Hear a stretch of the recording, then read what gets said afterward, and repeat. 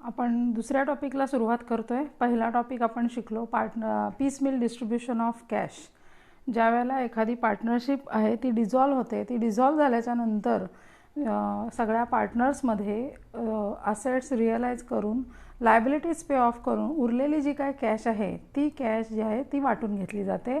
आणि ती कशी वाटायची, एक्सेस कॅपिटल मेथड कशी वापरायची, हे सगळं आपण लास्ट चॅप्टरमध्ये शिकलो।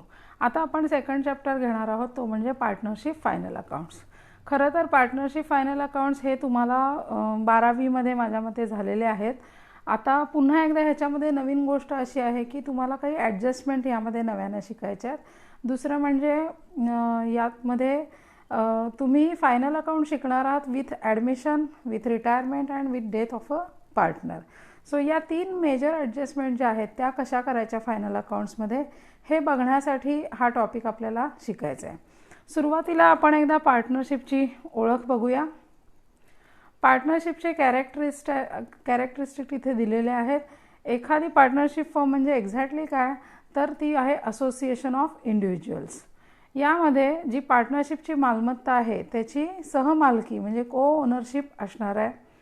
पार्टनरशिपचं फर्मचं लाईफ मात्र लिमिटेड लाईफ असणार आहे, कारण पार्टनर्स नसल्याच्या नंतर पार्टनरशिप राहणार नाही। पार्टनर्समधील करार संपुष्टात आल्याच्या नंतर पार्टनरशिप संपते। इथे लायबिलिटी जी आहे पार्टनर्सची ती अनलिमिटेड लायबिलिटी असणार आहे। आणि दुसरा एक मुद्दा इकडे आहे तो म्हणजे म्युच्युअल एजन्सी। पार्टनरशिप फर्म ही पार्टनर्समधलं जे काही म्युच्युअलिटी आहे त्याच्यावरती आधारित असणार आहे। इथे आपल्याला पार्टनरशिप फर्मचे ॲडव्हान्टेजेस आणि डिसॲडव्हान्टेजेस दिलेले आहेत। ॲडव्हान्टेजेस बघा काय काय आहेत, तर combining skills and resources of 2 or more individuals, ease of information, freedom from governmental regulations and restrictions, ease of decision making. डिसॲडव्हान्टेजेसमध्ये म्युच्युअल एजन्सी आहे, इथे तुम्ही एकट्याने कुठलाही निर्णय घेऊ शकत नाही। पार्टनरशिप फर्मचं लाईफ जे आहे ते लिमिटेड लाईफ आहे। तुमचा कॉन्ट्रॅक्ट जोपर्यंत आहे, पार्टनरशिप डीड जोपर्यंत आहे तोपर्यंत ती चालणार आहे।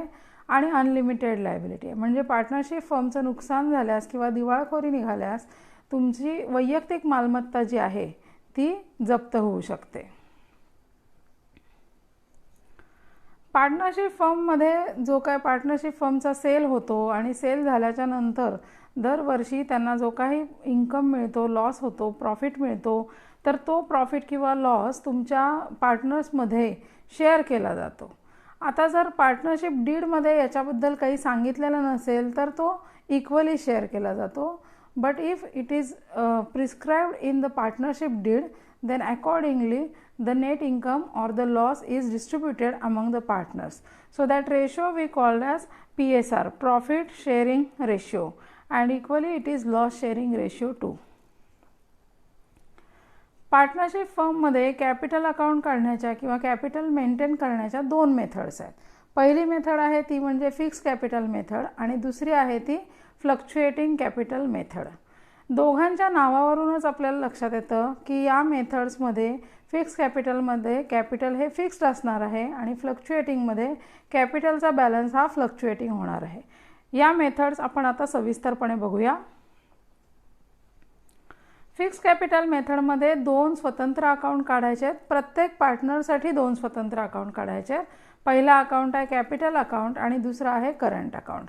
म्हणजे समजा 3 पार्टनर्स आहेत एक्स, वाय आणि झेड, तर x capital account, x current account, wise capital account, wise current account, झेड्स capital account, झेड्स current account, असे 6 स्वतंत्र अकाउंट त्यांचे तिथे आपल्याला क्रिएट करावे लागतील। सगळ्या ज्या ॲडजस्टमेंट आहेत, मग कुठल्या ॲडजस्टमेंट, तर इंटरेस्ट ऑन कॅपिटलची ॲडजस्टमेंट, इंटरेस्ट ऑन ड्रॉईंगची ॲडजस्टमेंट, त्यानंतर share in profit, share in loss, या सगळ्या ज्या ॲडजस्टमेंट आहेत त्या सगळ्या या मेथडमध्ये फिक्स करंट अकाउंटमध्ये केल्या जातात। आणि म्हणूनच इथे जो कॅपिटल बॅलन्स आहे, पहिला अकाउंट जो आहे ह्यातला कॅपिटल अकाउंट, त्याच्यातला बॅलन्स हा इंटॅक्ट राहतो, पण करंट अकाउंटचा बॅलन्स मात्र इथे सातत्यानं बदलत राहतो। इथे फॉर्मॅट त्याचा दिला आहे। कॅपिटल अकाउंटची सुरुवात क्रेडिट साईडला बघा, बाय बॅलन्स ब्रॉट डाऊन, आणि त्यानंतर जर एखाद्या पार्टनरनी कॅपिटल आणलेलं असेल, बिझनेसमध्ये नवीन कॅपिटल आणलं कॅशच्या स्वरूपामध्ये, तर ते क्रेडिट साईडला आपण ॲड करतो आणि इयर एंडिंगला मग आपण बॅलन्स पुन्हा नव्यानं काढतो आणि हा बॅलन्स डेबिट साईडला लिहिलेला आहे टू बॅलन्स कॅरीड डाऊन. पुढे हा बॅलन्स तिथे उजव्या बाजूला पुन्हा एकदा फॉरवर्ड केला जाईल. तर हा एक अकाउंट झाला इथे. आता यातली जी कॅश बँकची एंट्री आहे ही काही रेग्युलर असणारी एंट्री नाही आहे, क्वचित कधीतरी नव्यानं कॅपिटल आणलं जातं, त्यामुळं त्याच वेळी फक्त कॅपिटलचा बॅलन्स हा चेंज होणार आहे, अदरवाईज बॅलन्स चेंज होणार नाही. आणि इथे कॅपिटलचा बॅलन्स हा नेहमी क्रेडिट बॅलन्सच असणार आहे, क्रेडिट साईडच नेहमी हेवियर असणार आहे. या मेथडमध्ये काढला जाणारा हा दुसरा अकाउंट आपण बघूया, करंट अकाउंट आहे. इथं मात्र बॅलन्स बघा वरती दोन्ही ठिकाणी दिसतोय आपल्याला. डेबिटला पण लिहिलं आहे टू बॅलन्स ब्रॉट डाऊन आणि क्रेडिटला सुद्धा लिहिलेलं आहे टू बॅलन्स ब्रॉट डाऊन. जर तुम्ही बॅलन्स शीट बघाल पार्टनरशिप फर्मची, बॅलन्स शीटमध्ये जर लायबिलिटीज साईडला करंट अकाउंट दिला असेल एखाद्या पार्टनरचा, तर तो आपल्याला लिहायचा आहे इथे करंट अकाउंटच्या क्रेडिट साईडला. आणि जर असेट साईडला बॅलन्स दिलेला असेल तर तो आपल्याला लिहायचा आहे इथे करंट अकाउंटच्या डेबिट साईडला. हा डेबिट साईडचा बॅलन्स त्याला आपण डेबिट बॅलन्स म्हणतो.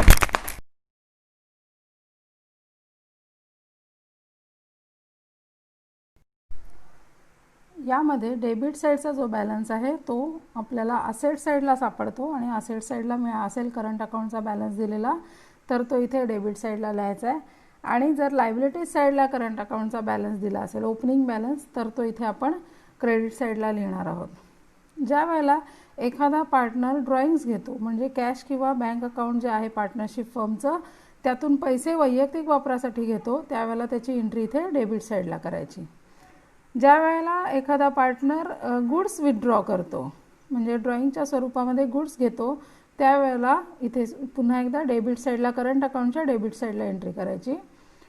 पार्टनर्स ज्या वेळेला हे सगळं ड्रॉइंग्स घेतात त्या ड्रॉइंग्सवरती इंटरेस्ट ऑन ड्रॉइंग जे आहे ते चार्ज केलं जातं, तर ती त्यांच्याकडनं ड्यू असणारी गोष्ट आहे ती सुद्धा इथे आपण डेबिटला रेकॉर्ड करतो. त्यानंतर जर वर्षाच्या शेवटी तुम्ही प्रॉफिट लॉस अकाउंट काढल्याच्या नंतर त्यामध्ये लॉस आला असेल तर तो लॉस प्रॉफिट लॉस ॲप्रोप्रिएशन अकाउंटला ट्रान्सफर केला जातो. ॲप्रोप्रिएशन अकाउंटमध्ये सगळ्या ॲप्रोप्रिएशन्स केल्या जातात आणि मग उरलेला जो काही लॉस असेल तर त्याचं डिस्ट्रीब्युशन हे पार्टनर्सच्या PSRमध्ये केलं जातं आणि मग तो लॉस इथे डेबिट साईडला आपल्याला करंट अकाउंटला ट्रान्सफर करावा लागतो या फिक्स कॅपिटल मेथडच्या अंडर. आणि सरते शेवटी डेबिटची एंट्री आपल्याला दिसते ती म्हणजे जर क्लोजिंग बॅलन्स तुमचा क्रेडिट बॅलन्स असेल तर तो तुम्हाला इथे लिहायचा आहे आणि लायबिलिटीज साईडला तो बॅलन्स नंतर दाखवायचा आहे. आपण ती क्रेडिट साईड बघूया. क्रेडिट साईडमधल्या बॅलन्सबद्दल आपण चर्चा केली यापूर्वी. दुसरा आयटम आहे बाय इंटरेस्ट ऑन कॅपिटल. पार्टनरच्या कॅपिटलमध्ये ज्या ज्या गोष्टी ॲड होणार आहेत थोडक्यात पार्टनरचे जे बेनिफिट्स आहेत ते सगळे बेनिफिट्स इथे आपल्याला रेकॉर्ड करायचे आहेत. पहिला आहे इंटरेस्ट ऑन कॅपिटल. त्यानंतर एखाद्या पार्टनरला जर सॅलरी दिली जात असेल तर ती सॅलरी इथे लिहायची. त्यानंतर पार्टनरला कमिशन दिलं असेल तर ते कमिशन क्रेडिट साईडला लिहायचं आहे. ज्या पार्टनरला दिलेलं असेल त्याच्या अकाउंटमध्येच आपल्याला ही एंट्री करायची आहे. आणि मगाशी जसं आपण डेबिटला शेअर ऑफ लॉस लिहिलेला आहे तसंच क्रेडिटला आपण शेअर इन प्रॉफिट लिहितो. हा सुद्धा शेअर इन प्रॉफिट कुठून येणार आहे तर ॲप्रोप्रिएशन अकाउंटवरून आपल्याला इथे डिस्ट्रीब्यूट होऊन प्रत्येक पार्टनरच्या करंट अकाउंटला ट्रान्सफर करावा लागेल. आणि सरते शेवटी ज्या वेळेला तुम्ही करंट अकाउंट क्लोज कराल तर त्यावेळेला तुमचा बॅलन्स हा एकतर डेबिट बॅलन्स असू शकतो किंवा क्रेडिट बॅलन्स असू शकतो. डेबिट बॅलन्स म्हणजे काय, ज्या वेळेला तुमची डेबिट साईड मोठी आहे त्यावेळेला डेबिट बॅलन्स म्हणणार आणि तो बॅलन्स तुम्ही असेट साईडला दाखवायचा आहे. आणि जेव्हा क्रेडिट साईड मोठी आहे म्हणजे हेवियर आहे त्यावेळेला तो बॅलन्स आपल्याला लायबिलिटीज साईडला दाखवायचा आहे. दुसरी मेथड जी आपल्याला बघायची आहे ती म्हणजे फ्लक्च्युएटिंग कॅपिटल मेथड. या मेथडमध्ये मात्र एकच एक अकाउंट आपल्याला प्रत्येक पार्टनरसाठी काढायचं आहे. मग अशा मेथडमध्ये आपण 2-2 अकाउंट काढले होते, तसे 2 अकाउंट न काढता एकच अकाउंट आपण काढणार आहे. समजा X, Y आणि Z असे 3 पार्टनर एखाद्या फर्ममध्ये आहेत तर X capital account, Y capital account, Z capital account इतके 3च अकाउंट कॅपिटलचे काढले जातील.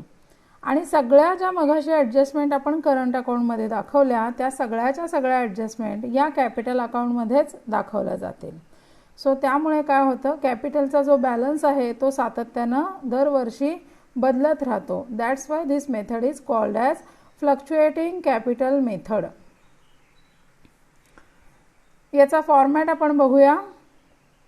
कॅपिटलचा बॅलन्स, या मेथडमध्ये कॅपिटल अकाउंटचा बॅलन्स हा डेबिट किंवा क्रेडिट दोन्हीसुद्धा असू शकतो.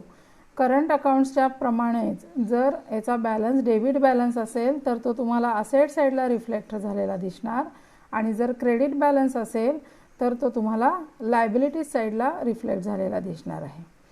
त्यानंतर आहे डेबिट साईडला ड्रॉइंगची एंट्री आहे. कॅश विथड्रॉ केली असेल तर, गुड्स विथड्रॉ केले असतील तर.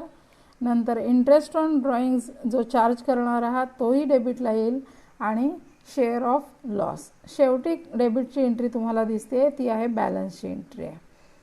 क्रेडिट साईडमध्ये पहिला ओपनिंग बॅलन्स आहे.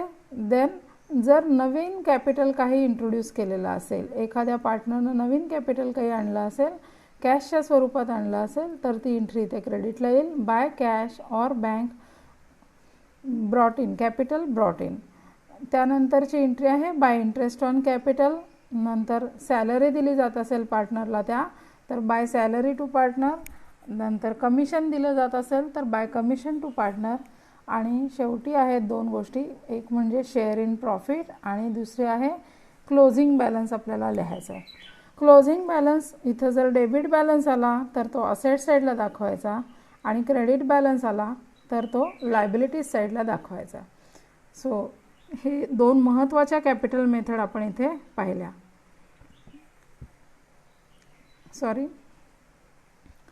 त्यानंतर पार्टनरशिप डीडच्या आधारे सगळे पार्टनरशिपचे रूल्स रेग्युलेशन जे आहेत ते ठरवले जातात. तर हे पार्टनरशिप डीड म्हणजे एक्झॅक्टली काय आहे ते आपण बघूया. It is return form of document. Terms and conditions regarding the conduct of business and the relationship between the partners are laid down in this document. कशाबद्दलच्या टर्म्स अँड कंडिशन्स आहेत तर business कसा conduct करायचा, म्हणजेच बिझनेसचे day to day जे affairs आहेत ते कसे चालवायचे, ऑपरेशन्स कसे चालवायचे, आणि पार्टनर्समधलं रिलेशनशिप. आता हे रिलेशनशिप कशाच्या संदर्भातलं तर कॅपिटलच्या संदर्भातलं, प्रॉफिटच्या संदर्भातलं, लॉसच्या संदर्भातलं, पार्टनर्स लोन असेल तर त्या संदर्भातलं, त्याच्यावरचा जो इंटरेस्ट आहे त्या संदर्भात, आणि इंटरेस्ट ऑन ड्रॉइंग इत्यादीच्या संदर्भातली पार्टनर्सची जी रिलेशनशिप आहे त्या संदर्भात या डीडमध्ये सगळ्या अटी व शर्ती दिलेल्या असणार आहेत. ज्या वेळेला या सगळ्याबाबत पार्टनरशिप डीडमध्ये काही म्हटलं नसेल किंवा पार्टनरशिप डीडच केलेलं नसेल, असं होऊ शकतं. पार्टनरशिप डीड ही व्हॉलंटरी गोष्ट आहे, मॅन्डेटरी गोष्ट नाही आहे. तर त्यावेळेला पार्टनरशिप ॲक्ट जो आहे त्याच्या प्रोव्हिजन्स इथे लागू कराव्या लागतात. या प्रोव्हिजन्स लागू केल्या जातात डिस्ट्रीब्युशन ऑफ प्रॉफिटच्या संदर्भात, then interest on capital, interest on drawing, interest on partners loan, आणि salary or commission to partners. या सगळ्या संदर्भामध्ये पार्टनरशिप ॲक्टमध्ये काही नियम दिलेले आहेत की जर पार्टनरशिप डीड केलेलं नसेल तर यांचे दर काय काय असावेत, यांचे रेशोज काय काय असावेत हे दिलेले आहेत. पुढचा अकाउंट आपल्याला बघायचा आहे प्रॉफिट अँड लॉस ॲप्रोप्रिएशन अकाउंट. या अगोदर तुम्ही पार्टनरशिप फर्मचे फायनल अकाउंट्स काढताना ट्रेडिंग अकाउंट तयार केलेलं आहे, प्रॉफिट लॉस अकाउंट तयार केला आहे, बॅलन्स शीट तयार केली आहे, पण तिथं ॲप्रोप्रिएशन अकाउंट नव्हता. ज्या ॲप्रोप्रिएशन्स होत्या त्या तुम्ही प्रॉफिट लॉस अकाउंटमध्येच तुम्ही करत होता. तर तसं करायचं नाही आहे. आता आपल्याला ॲप्रोप्रिएशन्स सगळ्या या वेगळ्या स्वतंत्र अकाउंटमध्ये दाखवायच्या आहेत. पार्टनरची सॅलरी, पार्टनरचं commission, interest on capital, interest on drawing, हे सगळं आपल्याला डिस्ट्रीब्युशन करायचं आहे. पार्टनरशिपचा जो काही नेट प्रॉफिट आहे त्या प्रॉफिटच्या अगेन्स्ट हे ॲडजस्टमेंट केल्या जातात, आणि तो प्रॉफिट आधी कॅरीड फॉरवर्ड केला जातो ॲप्रोप्रिएशनच्या क्रेडिट साईडला, लॉस असेल तर डेबिट साईडला, आणि मग या एंट्रीज केल्या जातात. त्यानंतर उरलेला जो काय प्रॉफिट किंवा लॉस असेल तो पार्टनर्सना डिस्ट्रीब्यूट केला जातो त्यांच्या PSRमध्ये. हा अकाउंट आपल्याला प्रॉफिट लॉस अकाउंट तयार केल्याच्या नंतरच तयार करता येतो, आणि याच्यामध्ये सगळ्या ॲप्रोप्रिएशन्स ज्या आहेत प्रॉफिटच्या संदर्भातल्या त्या दाखवल्या जातात. ॲप्रोप्रिएशन अकाउंटचा फॉर्मॅट बघा, थोडंसं झूम करते मी म्हणजे लक्षात येईल. पहिली एंट्री डेबिट साईडला दिसते आपल्याला, to net loss brought down. हा लॉस कुठून येणार आहे तर प्रॉफिट लॉस अकाउंटला, आणि याच्या उलट इकडे बघा क्रेडिट साईडला by net profit brought down. पुन्हा एकदा हे कुठून येणार आहे तर प्रॉफिट लॉस अकाउंट. दोन्हीपैकी एका वेळेला एकच गोष्ट असू शकते. या ॲप्रोप्रिएशन अकाउंटच्या क्रेडिटला ज्या गोष्टी आहेत तो पार्टनरशिप फर्ममध्ये ॲड होणाऱ्या गोष्टी आहेत. हा प्रॉफिट मिळाला, इंटरेस्ट ऑन ड्रॉईंग पार्टनरने आणून दिलं तर ते क्रेडिटला येणार आहे. आणि या उलट डेबिटला ज्या गोष्टी आहेत त्या पार्टनरशिप फर्ममधून कमी कमी होणाऱ्या गोष्टी आहेत. सो या प्रॉफिटमधून तुम्ही जर रिझर्वला ट्रान्सफर केले, जनरल रिझर्व असेल किंवा रिझर्व फंड असेल किंवा इतर कुठलाही रिझर्व असेल तर ती ट्रान्सफर इकडे डेबिट साईडला दाखवायचे. जर इंटरेस्ट ऑन कॅपिटल दिलेलं असेल तर ते इंटरेस्ट ऑन कॅपिटल प्रत्येक पार्टनरचा जो काही कॅपिटलचा इंटरेस्टचा रेट दिला असेल आपल्याला त्याप्रमाणे कॅपिटलवर कॅल्क्युलेट करायचं. जे ओपनिंग कॅपिटल असणार आहे त्यावर आपण हे कॅल्क्युलेट करणार. त्यानंतर पार्टनरची सॅलरी ठरवून दिलेली असेल डीडमध्ये तर ती लिहायची. इथं नेसेसरी नाही की सगळ्या पार्टनरची सॅलरी असेल. इथे एकाच पार्टनरची असू शकते, 2 असू शकते, 4 असू शकतात. जे काय डीडमध्ये नियम दिले आहेत त्यानुसार. काही वेळेला पार्टनर्सना कमिशन दिलं जातं. जो काही सेल केलेला आहे त्याच्यावरती कमिशन दिलं जातं. तर अशा कमिशनमध्ये सुद्धा त्यांना भागीदारी मिळणार असेल तर ते कमिशन इथं लिहिलं जातं. एखाद्या पार्टनरनं कर्जाऊ पैसे पार्टनरशिप बिझनेसला दिलेले असतील तर त्या पार्टनरच्या लोनवरती इंटरेस्ट त्याला द्यावा लागतो. तर तो इंटरेस्ट इथे द्यायचा आहे. त्यानंतर शेवटी अकाउंट क्लोज करत असताना जी काही इकडे फिगर येणार आहे त्या फिगरचे वाटे केले जातील या पार्टनर्सच्या PSRमध्ये. एक्स, वाय आणि झेड यांचा जो काही PSR असणार आहे त्या PSRमध्ये इथे येणारा प्रॉफिट जो आहे तो आपल्याला दाखवायचा आहे. जर प्रॉफिट आला असेल तर तो तुम्हाला इथे डेबिटला बॅलन्सिंग फिगर मिळते आणि लॉस आला असेल तर क्रेडिट साईडला बॅलन्सिंग फिगर मिळते. हा प्रॉफिट किंवा लॉस जो आहे तो तुम्ही एकतर कॅपिटल अकाउंटला ट्रान्सफर करणार किंवा तुम्ही करंट अकाउंटला ट्रान्सफर करणार आहात. तुम्ही जी मेथड वापरताय त्याच्यावरती अवलंबून आहे. फिक्स्ड कॅपिटल मेथड वापरली असेल तर हा प्रॉफिट किंवा लॉस तुम्ही करंट अकाउंटला ट्रान्सफर करता आणि जर फ्लक्च्युएटिंग कॅपिटल मेथड असेल तर तुम्ही हा प्रॉफिट किंवा लॉस कॅपिटल अकाउंटला ट्रान्सफर करता.